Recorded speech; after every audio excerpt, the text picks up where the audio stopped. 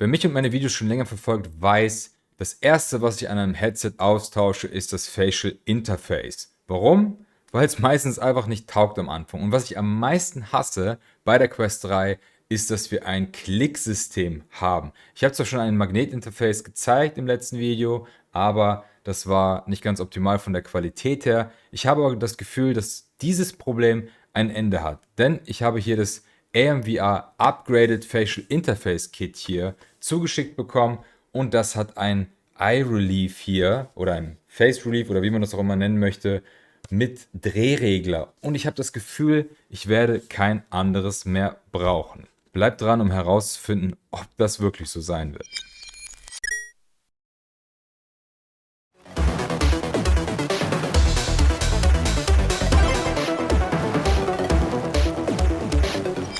Ja, ich habe schon länger das AMVR Face Gasket hier, aber das hatte so ein paar Probleme. Ich schalte mal auf meine Deskcam, dann können wir uns mal alles genau anschauen. Hier ist das Original Face Gasket und es war schon cool, dass wir Eye Relief hatten, nur eben mussten wir das Headstrap immer, das Headset immer absetzen, um hier einen Knopf zu drücken und dann können wir das verschieben.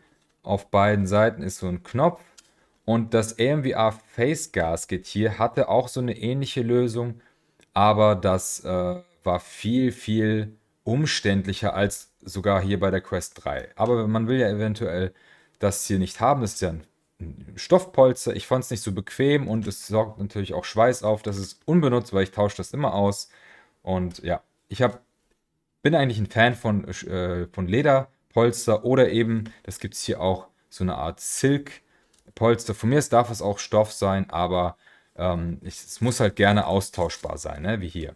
Das Problem bei dem AMVR-Polster hier, was ich immer benutzt habe, ich bin ein großer Fan von, ist, dass das Eye Relief hier immerhin vorhanden ist. Es gibt auch welche, die haben das nicht. Dass man das hier so umständlich verändern muss, indem man hier irgendwie einfach daran rumdrückt und das dann verschiebt. Ja, das war einfach nicht ganz optimal, hat ein bisschen genervt und es hat sich auch von alleine gerne verstellt. Damit ist jetzt Schluss, dank des Upgrade Facial Interface Kits. Zumindest ist das das Versprechen, was AMVR hiermit versucht ja, zu geben. Und wir schauen uns das mal einfach direkt an. Ich denke, das wird ein relativ kurzes Video, denn ja, viel gibt es nicht zu sehen.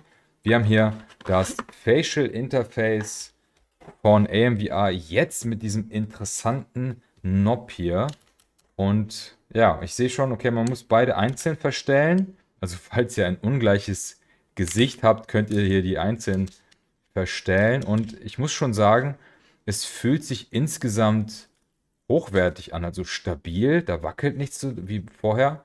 Das scheint sich auch nicht so einfach von alleine zu verstellen. Nosepad ist ein bisschen locker. Soll das so sein? Das ist ein bisschen eigenartig hier. Und ich habe das tatsächlich hier mit Sekundenkleber geklebt, weil es immer rausgegangen ist. Vielleicht haben sie bewusst deswegen darauf verzichtet und jetzt ist es einfach quasi hier so drauf. Aber man muss sich natürlich zeigen, ob da jetzt irgendwie Licht durchkommt. Ich denke aber nicht, ne? Also ob nun hier oder da. Aber abgesehen davon wirkt das total hochwertig. Wir können das sogar in mehreren Stufen verstellen, also nicht nur 3, sondern 1, 2, 3, 4, 5, 6, 7, 8 Stufen oder so in der Art. Man sieht jetzt hier die Stufen nicht dran, aber man kann ja eben nach Gefühl machen. So, wir machen das mal zusammen. Und wir haben hier auch wieder 2 Polster. Hier ist schon das Silk drauf und es gibt eben auch noch normales Kunstlederpolster. Lass mal das Silk drauf. Gefällt mir auch ganz gut, aber ich bevorzuge meistens das Lederpolster, einfach aus hygienischen Gründen. Kann man besser abwischen. Schöne breite Stirnauflage, muss man nur eben aufpassen, wenn man ein Halo Design Strap benutzt. Aber bis jetzt hatte ich keine Probleme damit. Wir installieren das Ganze und ja, wie gesagt, ich hasse es wie die Pest, dass man das immer wieder abmachen muss. Ich habe das jetzt hier schon entfernt, aber immer wenn man das abmacht, geht das nicht so leicht. Ich habe immer Angst, das geht hier kaputt oder ich zerkratze meine Linsen. Warum brauchen wir Eye Relief? Eben wegen sowas. Wir haben hier Linsen, das ist ein guter halber Zentimeter, der oben drauf kommt und das wollen wir eben einstellen können, falls wir mal mit oder ohne Linsen spielen oder falls verschiedene Leute das Headset mit benutzen. So, 3 Stellen oben und unten, die das Ganze verbinden. Geht auch relativ gut. Sieht auch meiner Meinung nach gut aus. Hier der Knob ist zwar da, aber fällt gar nicht negativ auf. Ja, dieser Kreis hier könnte von mir aus weg sein. Finde ich designtechnisch hätte das nicht sein gemusst. Man sieht ja, dass man es drehen kann. Ja, und jetzt können wir das hier an der Quest einfach rausnehmen, um eben Eye Relief zu bekommen. Oben anscheinend auch dann. Oben sieht es nicht so stark aus wie unten. Sieht anscheinend so nach. Aber ja, der Test wird es zeigen. Ich schalte mal hier um und wir probieren es einfach mal direkt aus. Okay, also ich habe das jetzt ganz eng. Also wenn ich das locker habe, das Headstrap, dann geht es sogar auch so schon. Ich bin trotzdem relativ nah an den Linsen, aber ich merke, meine Stirn berührt die Linsen, ist ja klar. Deswegen haben wir jetzt hier Eye Relief. Jetzt wird es natürlich enger, weil das Headstrap fest eingestellt ist. Jetzt kann ich es wieder lockern. Man kann natürlich auch erst Eye Relief einstellen, aber ich finde es ganz gut. Genau, man könnte erst das andrücken, gucken, wie viel Eye Relief brauche ich. Und ja, jetzt berühre ich auf jeden Fall mit meinem Nasenrücken und mit meiner Stirn nicht mehr die Linsen. Und ich habe noch nicht mal das komplett angezogen. Und ich habe nicht das Gefühl, dass ich jetzt super viel FOV verliere. Vielleicht einen Millimeter oder so. So, ich habe ungefähr die Hälfte eingestellt. So 50%. Könnte ein bisschen mehr. Das ist erste Sahne. Und ich habe auch nicht das Gefühl, dass sich hier irgendetwas verstellt. Super praktisch. Wir schalten nochmal zurück.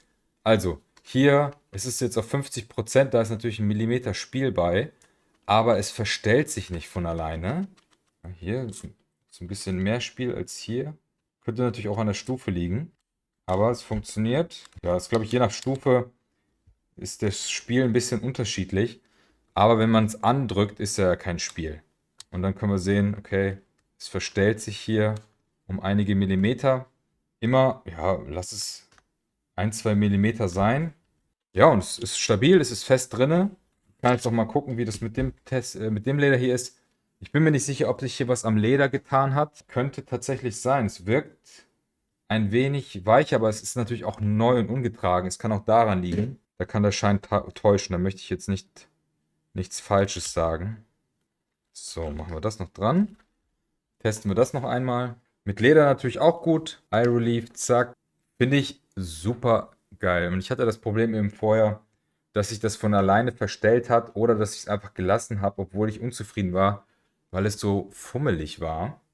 Und jetzt ist das Problem gelöst. Natürlich ist es keine Magnetlösung, dass wir das immer hot swappen können, aber eventuell brauchen wir das eben auch nicht mehr. Wir können jetzt hier das Eye Relief einstellen, je nachdem, wer das Headset benutzt. Jemand mit Brille, gerade hier, ich habe magnetische Linsen, die kann man dann entfernen, dann kann man einen Millimeter näher dran, wenn man unbedingt möchte. Im FOV tut sich da nicht so viel insgesamt, finde ich. Aber trotzdem, man kann es eben ein wenig lösen und so nah an den Linsen dran sein, wie man eben möchte, ohne dass es eben wehtut. Das ist natürlich von Gesicht zu Gesicht unterschiedlich. Ich habe eine relativ dicke Nase, meine Stirn steht ein bisschen hervor und so weiter. Bei der Nase ist mir jetzt kein Lichtdurchfall aufgefallen. Das sieht alles sehr gut aus. An der Nase hat nichts gedrückt. Ich bin rundum zufrieden. Und wenn man jetzt hier, man kann natürlich mehrere Polster sich holen und dann kann man das auch immer hin und her tauschen mit anderen Teilnehmenden. Das ist eine super Sache. Wir schauen nochmal auf den Preis. So, ich habe nochmal nachgeschaut, wie der Preis ist. Der Preis befindet sich bei $35, aber da gerade Black Friday ist, kostet das $36. In Euro tut sich da auch nicht viel. Zwischen 30 und 40 Euro. Müsst ihr dann gucken, was im Card steht. Aber ich möchte mit euch dann gerade gucken. Es gibt nämlich gerade in das Angebot 20% für 2 Items, 30% für 4 Items und 15% für ein Item. Das ist ein ziemlich cooles Angebot. Und da könnt ihr ja vielleicht was zusammenstellen. Hier seht ihr $42 und ungefähr $36, wenn ihr ein Item habt, also 15%. Ich kann euch noch empfehlen, habe ich ein Video zu gemacht, dass die Extended Controller Grips definitiv eine Empfehlung von meiner Seite und die VR Prescription Lenses, die sind auch generell anscheinend im Angebot für knapp $50. Sehstärke-Linsen, die ihr magnetisch tauschen könnt, die habe ich nur noch in meiner Quest 3 drin. Die finde ich super. Kann man einfach abnehmen, wenn jemand ohne ohne Sehstärke die Quest benutzen möchte und könnt euch 2 Paar kaufen, wenn ihr das untereinander tauschen sollt, wenn euer Partner oder wie auch immer auch eine Sehstärke-Linse braucht. Dann habt ihr schon 1, 2, 3 Items, noch vielleicht einen Golfschläger dazu, falls ihr Golfschläger seid, und dann habt ihr auch schon 30% Rabatt. Lohnt sich meiner Meinung nach. Das ist dann, ja, 30% ist fast ein Drittel des Gesamtpreises, und die Preise von AMVA sind nicht so teuer meiner Meinung nach.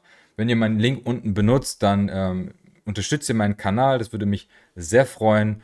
Und ja, meine Rabattcode sind nur 10%, also könnt ihr euch den sparen. Black Friday macht den besser, aber solltet ihr das Video sehen und es gibt gerade kein Angebot, weil Black Friday ist vorbei, dann kriegt ihr mit dem Code IKUMA 10% Rabatt. Ja, meiner Meinung nach lohnt sich dieses Facial Gasket. Ob ihr die anderen Produkte von AMVA braucht, müsst ihr dann selber entscheiden. Ich hoffe, dieses Video konnte euch weiterhelfen. Wie gesagt, nutzt gerne meinen Link unten in der Beschreibung, damit würdet ihr mich unterstützen, und lasst ein Like da und abonniert diesen Kanal für mehr, ja, hilfreiche Tipps und Empfehlungen wie diese hier. Wir sehen uns beim nächsten Mal. Haut rein. Ciao.